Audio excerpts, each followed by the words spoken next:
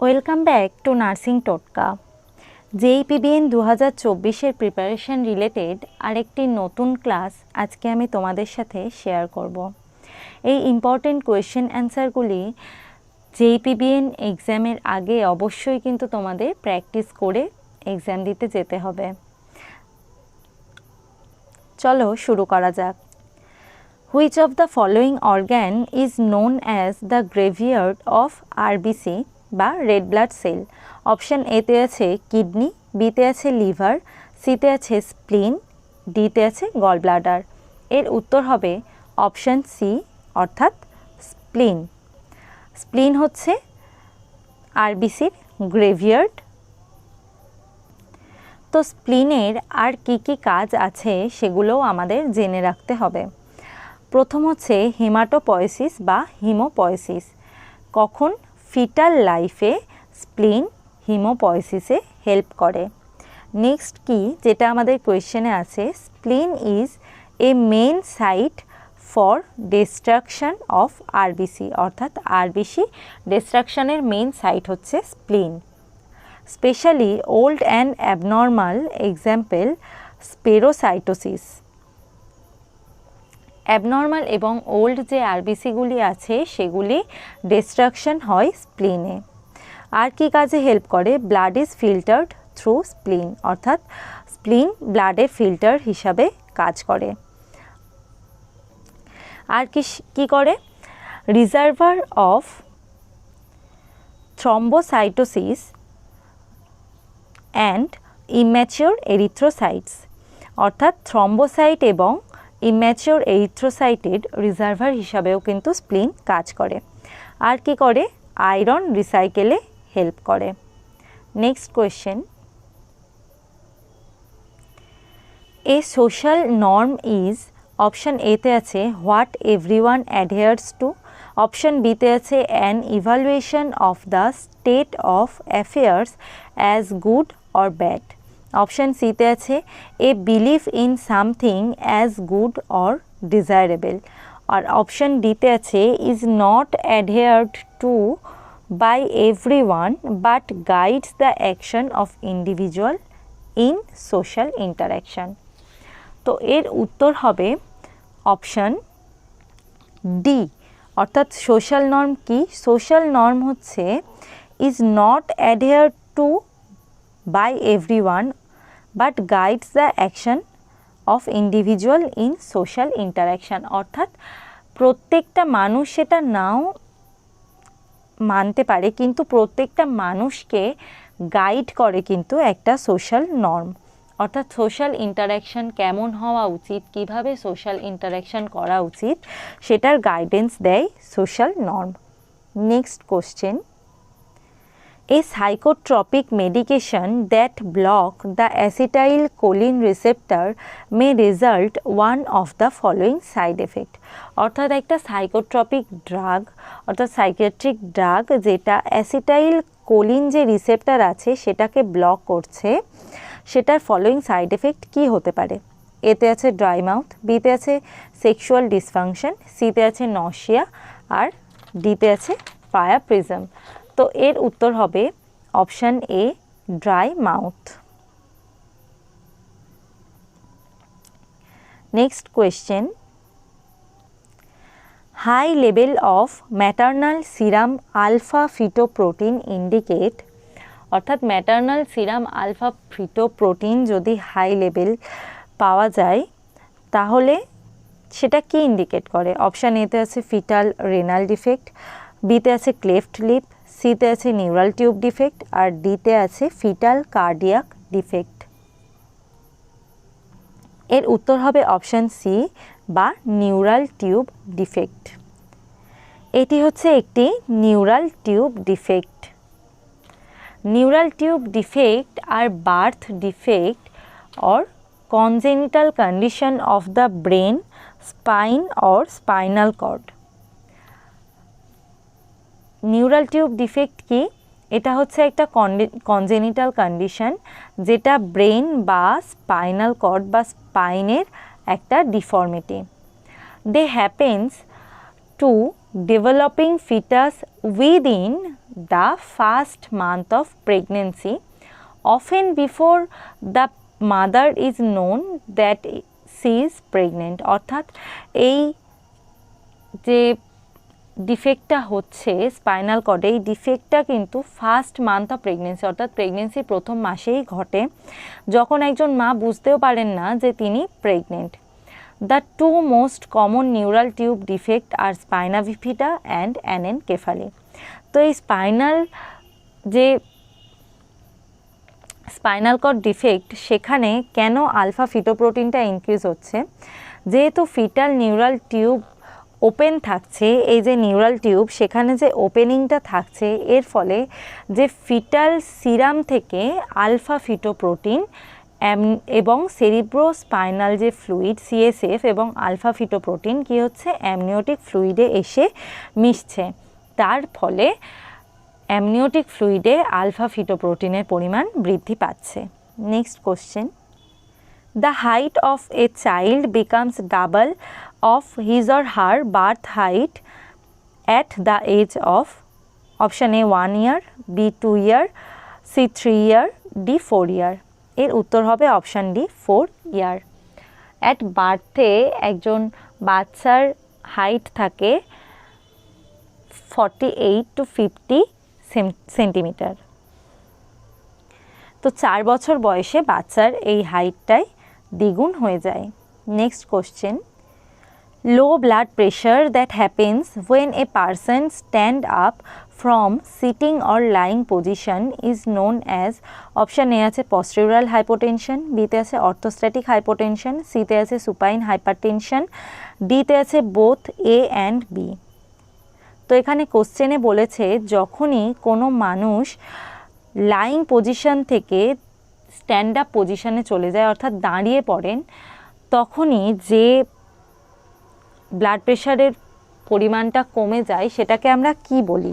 এর উত্তর হবে option D both A and B, অর্থাৎ postural hypotension and orthostatic hypotension. এই দুটো একই জিনিস, পস্টিউরাল বা orthostatic hypotension. Orthostatic hypotension also called postural hypotension.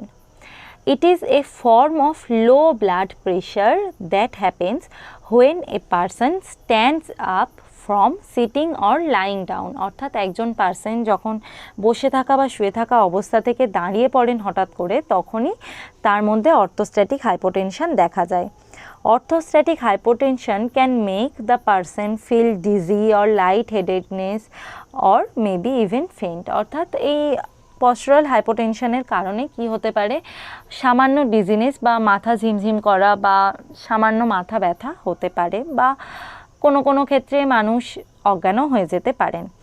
এই পস্টুরাল হাইপোটেনশন কেন হয়? যখন মানুষ সুপাইন পজিশন থেকে হঠাৎ করে দাঁড়িয়ে পড়েন, তখন কি হয়, ব্লাড আমাদের বেশিরভাগ ব্লাড শরীরের নিচের দিকে চলে যায়, এর ফলে যে হাইপোটেনশনটা দেখা যায় সেটাই হচ্ছে পস্টুরাল হাইপোটেনশন।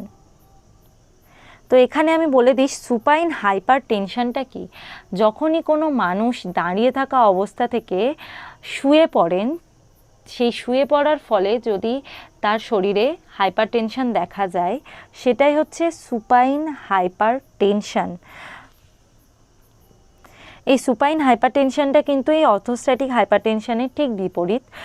সুপাইন হাইপারটেনশনে কি হয়, মানুষটা যখন দাঁড়িয়ে থাকছেন তখন গ্র্যাভিটির টানে বেশিরভাগ ব্লাড কি হচ্ছে, শরীরের নিচের দিকে থাকছে, কিন্তু যখনই শুয়ে পড়ছেন তখন কি হচ্ছে, ব্লাডটা সমানভাবে প্রত্যেকটা অর্গানে ফ্লো হচ্ছে, অর্থাৎ বেশি বেশি করে ব্লাড হার্টে যাচ্ছে।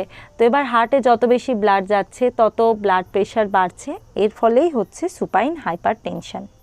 তো next question, in a patient with postural hypotension, what is the minimum expected decrease in systolic BP after standing for at least 1 minute? 1 minute দাঁড়িয়ে থাকার পর মিনিমাম সিস্টোলিক বিপিতে কত চেঞ্জ আসতে পারে? অপশান এতে আছে 5 মিলিমিটার অফ মার্কারি, বিতে আছে 10 মিলিমিটার অফ মার্কারি, সিতে আছে 15 মিলিমিটার অফ মার্কারি, আর ডিতে আছে 20 মিলিমিটার অফ মার্কারি। তো এর উত্তর হবে option D 20 millimetre of mercury. Systolic blood pressure decrease of at least 20 millimeter of mercury, or a diastolic blood pressure decrease of at least 10 millimeter of mercury within 3 minutes of standing. Next question. Bad breath is known as, option A তে আছে periodontal disease, B তে আছে halitosis, C তে আছে chelosis আর D তে আছে Shorts। তো এর উত্তর হবে অপশন বি হ্যালিটোসিস। হ্যালিটোসিসকেই ব্যাড ব্রিথ বলা হয়। তো এই অপশন এ পেরিওডন্টাল ডিজিজ কি? Periodontal disease is a gum infection that destroy gum and tooth. Next কি আছে? চেলোসিস। চেলোসিস কি? Cheilosis is the inflammation and small cracks in one or both corner of the mouth. Next আছে shorts. Shorts are debris, especially the hard coating of food and epithelial matter and microorganisms that collect on the oral mucosa and lips and teeth. অর্থাৎ debris বা যে কোনো ধরনের ফুডের hard coating যদি জিভের উপরে পড়ে থাকে বা ঠোঁটের উপরে যে হার্ড কোটিং দেখা যায় বা দাঁতের ওপরে যে কোটিং দেখা যায় সেটাকেই বলা হয় শোর্টস। Next question.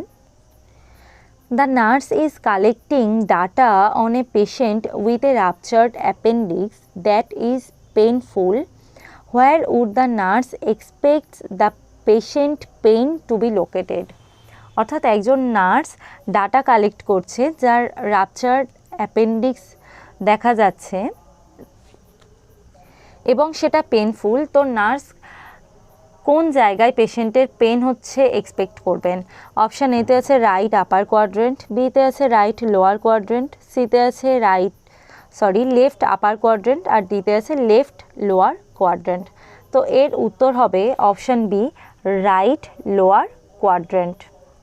অ্যাপেন্ডিক্সটা আমাদের কোথায় থাকে? অ্যাপেন্ডিক্স থাকে আমাদের রাইট লোয়ার কোয়াড্রেন্টে। তো অ্যাপেন্ডিক্স যদি ইনফ্লেমড হয় বা রাপচার্ড হয় তাহলে আমাদের কোথায় পেন আমরা অনুভব করব? আমরা রাইট লোয়ার কোয়াড্রেন্টেই কিন্তু পেন হবে আমাদের। পেশেন্টের এই যে রাইট লোয়ার কোয়াড্রেন্টে পেন হচ্ছে সেটাকে আমরা কি বলি? সেটাকে আমরা বলি রবসিংস সাইন। অ্যাপেন্ডিসাইটিসে বিভিন্ন টাইপের পেন দেখা যায়, তার মধ্যে সবচেয়ে ইম্পর্ট্যান্ট এবং কমন যেটা সেটা হচ্ছে ম্যাকবার্নিস পয়েন্ট পেন, অর্থাৎ ম্যাকবার্নিস পয়েন্টে পেন হয় এবং ম্যাকবার্নিস পয়েন্টে টেন্ডারনেস দেখা যায়। নেক্সট হচ্ছে রবসিং সাইন, যেটা আমি এক্ষুনি বললাম, pain in the right lower quadrant. Next হচ্ছে সোয়াস সাইন। সোয়াস সাইনটা কি? Pain on extension of the right hip, অর্থাৎ এই যে রাইট হিপ, এই রাইট হিপ যখনই পেশেন্ট এক্সটেনশন করবে, অর্থাৎ ডান পা যখনই বাড়ানোর চেষ্টা করবে, হাঁটার চেষ্টা করবে, তখনই পেন হবে। নেক্সট কি? অবটুরেটর সাইন। অবটুরেটর সাইনও কিন্তু কিছুটা সোয়াস সাইনেরই মতো। Pain with internal rotation of the right hip, অর্থাৎ রাইট হিপ বা ডান দিকের হিপ যখনই পেশেন্ট ইন্টারনাল রোটেশন বা বাঁকানোর চেষ্টা করবে তখনই কিন্তু আরও বেশি করে পেন হবে। আর কি? রিবাউন্ড টেন্ডারনেস, অর্থাৎ আমরা যখনই অ্যাবডোমেন প্যালপেট করব সেই প্যালপেট করার পর আমাদের পেন শুরু হবে যেখানে আমরা প্যালপেট করছিলাম। এই কটি হচ্ছে অ্যাপেন্ডিসাইটিসের ইম্পর্টেন্ট সাইন্স। এছাড়াও diarrhoea, anorexia, nausea, vomiting, infection etcetera এগুলি দেখা যায়। Next question. What type of isolation precaution is in use when a patient is asked two wire mask, অর্থাৎ কোন ধরনের আইসোলেশনের জন্য পেশেন্টকে মাস্ক পরতে বলা হয়? অপশান এতে আছে ব্লাড সেফটি, বিতে আছে কন্ট্যাক্ট, সিতে আছে ড্রপলেট, ডিতে আছে স্ট্যান্ডার্ড। তো এর উত্তর হবে অপশান সি বা ড্রপলেট। আমরা ড্রপলেট ইনফেকশন প্রিভেন্ট করার জন্য কিন্তু মাস্ক পরতে বলে থাকি পেশেন্টকে। তো যেমন আমরা দেখলাম কোভিডের সময় আমরা কি করতে বলছিলাম, 1 মিটার বা 6 ফিট আমরা ডিস্টেন্স মেনটেন করতে বলছিলাম প্রত্যেকটা মানুষের মধ্যে, এবং মাস্ক ব্যবহার করতে বলছিলাম, কারণ ড্রপলেট ইনফেকশনের মাধ্যমে কিন্তু কোভিড ছড়াচ্ছিল। তো সেরকমই ইনফেক্টেড পারসনের থেকে ড্রপলেটের মাধ্যমে ইনফেকশন ছড়ানোটা প্রিভেন্ট করা যায় কেবলমাত্র মাস্ক ব্যবহার করার মাধ্যমে। Next question, infection occurs following the treatment modality or procedure is known as, option এতে আছে iatrogenic infection, বিতে আছে nosocomial infection, সিতে আছে concurrent infection, আর ডিতে আছে ফোমাইট ইনফেকশন। অর্থাৎ কোনো ট্রিটমেন্ট মোডালিটির জন্য বা কোনো প্রসিডিওরের জন্য যদি কোনো পেশেন্টের মধ্যে ইনফেকশন অ্যারাইজ করে তখন আমরা সেটাকে কি বলবো? এর উত্তর হবে অপশান এ, iatrogenic infection।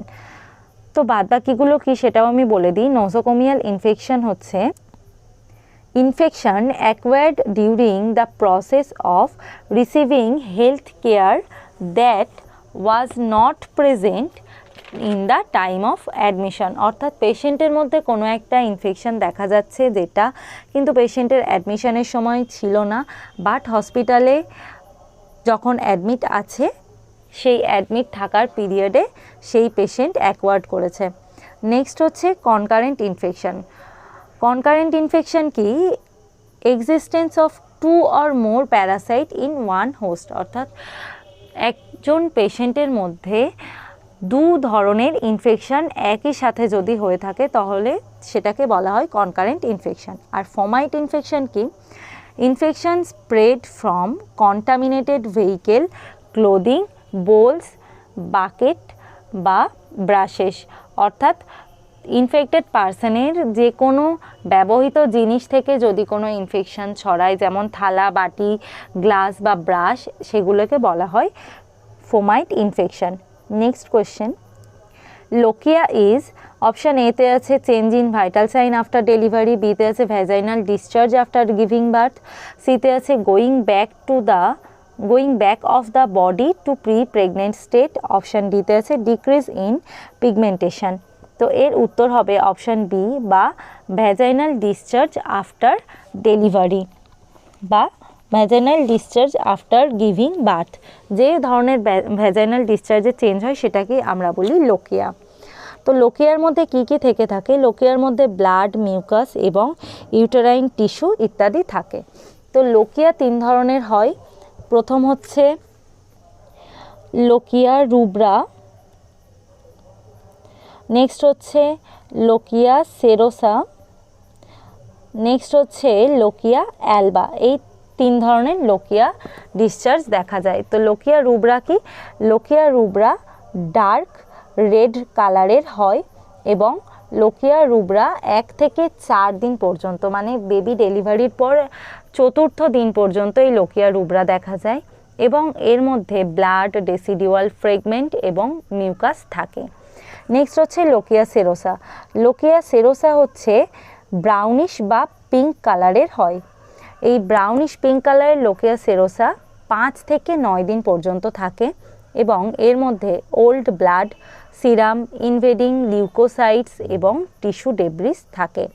নেক্সট হচ্ছে lochia Alba. Lochia Alba white কালারের বা ইয়েলো কালারের হয়ে থাকে। এই লোকিয়া অ্যালবা কি হয়? 10 থেকে 15 দিন পর্যন্ত থাকে এবং এর মধ্যে mucus, epithelial cell, old leucocyte present থাকে। Next question, the pituitary hormone that stimulates the secretion of milk is, option এতে আছে প্রোল্যাকটিন, বিতে আছে অক্সিটোসিন, সিতে আছে ইস্ট্রোজেন আর ডিতে আছে প্রোজেস্টেরন। এর উত্তর হবে অপশান এ, প্রোল্যাকটিন। প্রোল্যাকটিন হরমোনই কি হয়? পিটুইটারি থেকে ক্ষরিত হয় এবং এটা মিল্ক সিক্রেশনে হেল্প করে। Next question, as per WHO, anaemia in pregnancy is diagnosed if the hemoglobin level is option A less than 10 gram per dl, option B less than 11 gram per dl, option C less than 12 gram per dl and option D less than 13 gram per dl. এর উত্তর হবে option B বা 11 gram per DL. As per WHO বা World Health Organization, anemia in pregnancy will be diagnosed if the hemoglobin level is less than 12 gram per dl in a non-pregnant woman, but during pregnancy hemodilution occurs, so hemoglobin level less than 11 gram per dl is considered as anemia during pregnancy. অর্থাৎ যদি কোনো মহিলা নন pregnant স্টেটে থাকেন তাহলে কিন্তু 12 গ্রাম per DL এর কম থাকলেও সেটাকে অ্যানিমিয়া হিসাবে ধরা হয় এবং যেহেতু প্রেগনেন্সির সময় হিমোডাইলিউশন ঘটছে সেহেতু less than 11 gram per dL থাকলেই অ্যানিমিয়া হিসাবে ধরা হয় প্রেগনেন্সিতে। Next question, additional amount of calorie that should be taken by a pregnant woman, option এতে আছে 300, বিতে আছে 500, সিতে আছে 1000 আর ডিতে আছে 100। অর্থাৎ কত কিলো ক্যালোরি অ্যাডিশনাল নিতে হবে প্রেগনেন্ট ওম্যানদের, অর্থাৎ অ্যাডিশনাল কত কিলো ক্যালোরি খেতে হবে। এর উত্তর হবে অপশান এ 300 কিলো ক্যালোরি।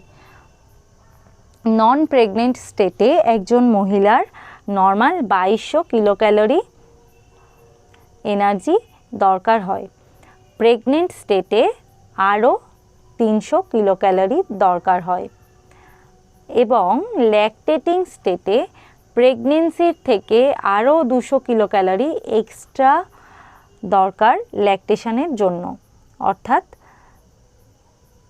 2700 কিলো ক্যালোরি দরকার ল্যাকটেটিং স্টেটে। তো আজকের ভিডিও এই পর্যন্তই। ক্লাসটি ভালো লাগলে অবশ্যই লাইক, কমেন্ট, শেয়ার করবেন এবং আমাদের চ্যানেলে নতুন হলে অবশ্যই চ্যানেলটিকে সাবস্ক্রাইব করবেন। ভিডিওটি শেষ পর্যন্ত দেখার জন্য থ্যাংক ইউ এবং আরও অনেক ইনফরমেশান পেতে অবশ্যই আমাদের চ্যানেলটিকে সাবস্ক্রাইব করবেন।